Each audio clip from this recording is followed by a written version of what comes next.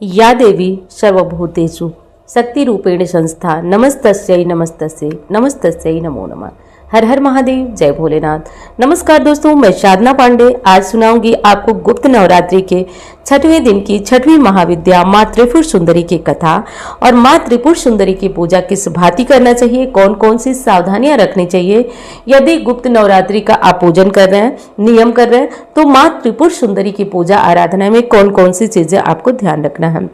चलिए अब प्रारंभ करते हैं। गुप्त नवरात्रि के 6ठे दिन छठी महाविद्या त्रिपुर सुंदरी त्रिपुर भैरवी की पूजा आराधना की जाती है।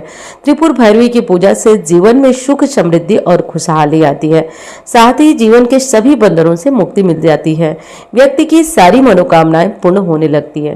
त्रिपुर भैरवी की साधना से साधक को व्यापार में लगातार उन्नति और धन संपत्ति में सफलता मिलने लगती है। गुप्त नवरात्रि में तंत्र साधनाओं का बहुत महत्व होता है। इसमें अघोरी तांत्रिक गुप्त विद्याओं को सिद्ध करने के लिए विशेष पूजा करते हैं।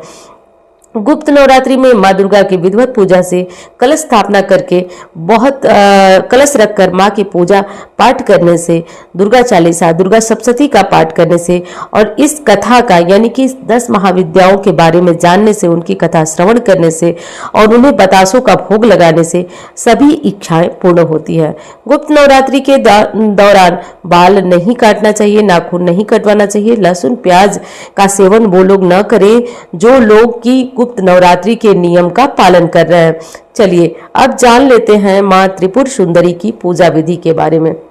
त्रिपुर भैरवी त्रिपुर सुंदरी की पूजा विधि के बारे में जानने से पहले दोस्तों आपसे एक ही चीज कहना चाहूंगी, वीडियो पसंद आ रही है तो लाइक करें और चैनल को भी साथ साथ सब्सक्राइब कर लीजिए। और अच्छी लगती है जानकारियां तो आप किसी को शेयर कर सकते हैं, और इसमें कोई भी कमी है तो प्लीज आप मुझे जरूर बताएं। कथा श्रवण करने से पहले देखिए माँ की पूजा आराधना, कुछ लोग जो लोग नियम ले चुके हैं उनको पूजा आराधना जरूर करना है।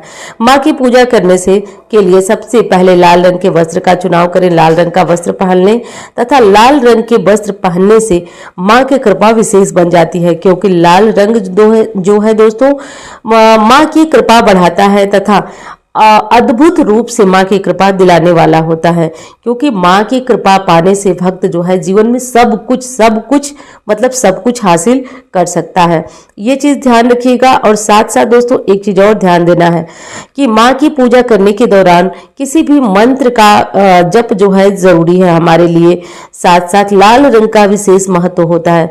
वैसे तो तंत्र साधना करने वाले लोग ब्लैक कलर का वस्त्र पहनते हैं, लेकिन आपको ब्लैक कलर नहीं पहनना है बल्कि लाल रंग, क्योंकि आप सात्विक साधना कर रहे हैं।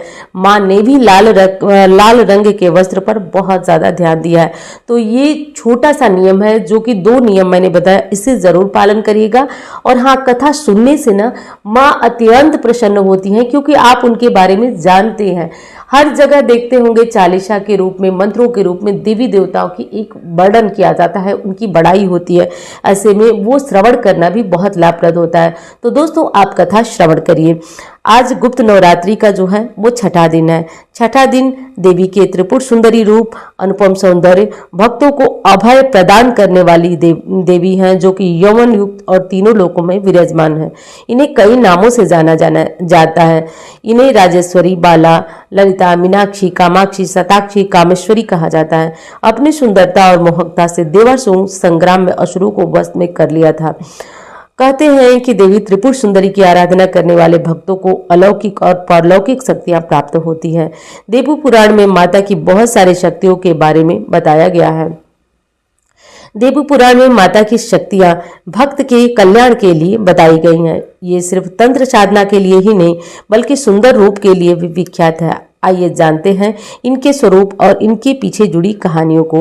देवी त्रिपुर सुंदरी शांत मुद्रा में लेटे हुए सदाशिव की नाभि से निर्गत कमल आसन पर विराजमान है, जैसा कि आप स्क्रीन पर भी इस समय देख सकते हैं। माँ हर विपत्ति अपने भक्तों की दूर करती हैं, उन्हें अभय प्रदान करती हैं। पौराणिक कथाओं में कहा जाता है कि जब सती के वियोग के पश्चात भगवान सदाशिव सर्वदा ध्यान में मग्न रहते थे, उन्हें अपने संपूर्ण कर्म का परित्याग कर दिया गया था, जिसके कारण तीनों लोकों को संचालन में व्याधि उत्पन्न हो रही थी। उधर तारकासुर ब्रह्मा जी के वश से प्राप्त हुआ था। उसकी मृत्यु शिव के पुत्र द्वारा ही होगी।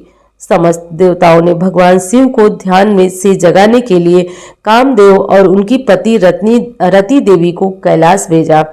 कामदेव ने कुसुम सर नामक मोहिनी बाण से भगवान शिव पर प्रहार किया। परिणाम स्वरूप शिव जी का ध्यान भंग हो गया।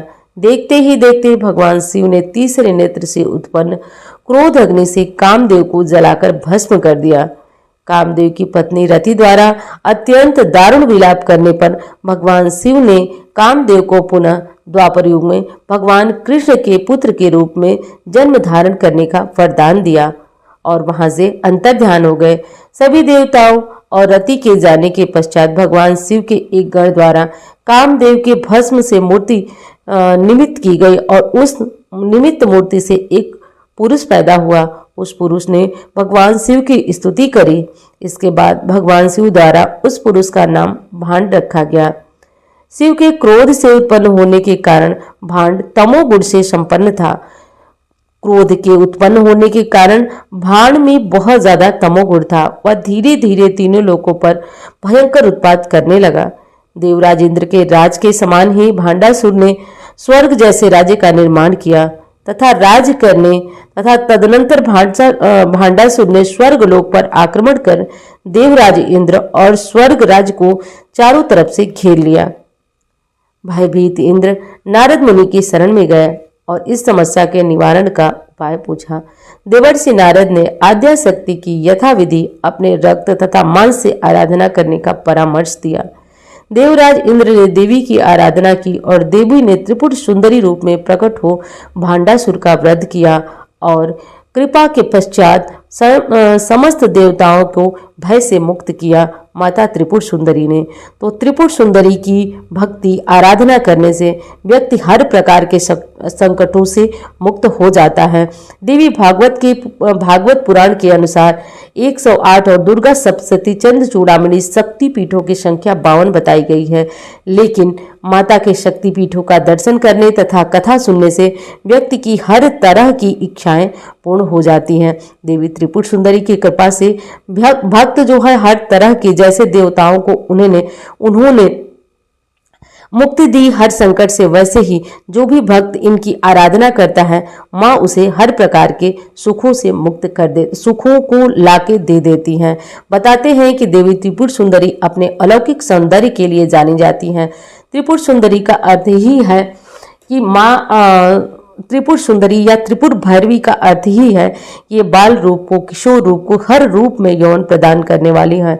माता त्रिपुर भैरवी को मीनाक्षी, कामाक्षी, शताक्षी इत्यादि नाम से जाना जाता है। माता की जयंती शीर्ष महीने के शुक्ल पक्ष की पूर्णिमा तिथि को मनाई जाती है। दोस्तों, त्रिपुर भैरवी की पौराणिक कथा तो आप लोग सुन ही चुके हैं। अब माता की पूजा विधि भी जान चुके हैं। अब बता देती हूँ आपको कि माता त्रिपुर भैरवी इनकी पूजा कैसे करें आप लोग। तो माता त्रिपुर भैरवी की पूजा में आज के दिन लाल रंग के गुड़हल का प्रयोग करिएगा। कमल के फूलों का प्रयोग भी करने से माँ जो है घर परिवार धन संपत्ति से भर देती हैं। आज पीपल वृक्ष के पास अखंड दीप जलाने से आपकी सभी मनोकामनाएं पूर्ण होती है। अखंड दीप का अर्थ के घी का एक मुखा दीपक आप कम से कम 2-3 घंटे जले ऐसा दीपक पीपल वृक्ष के पास जरूर जलाएं। माता आपकी हर प्रकार की इच्छा पूर्ण करेंगी।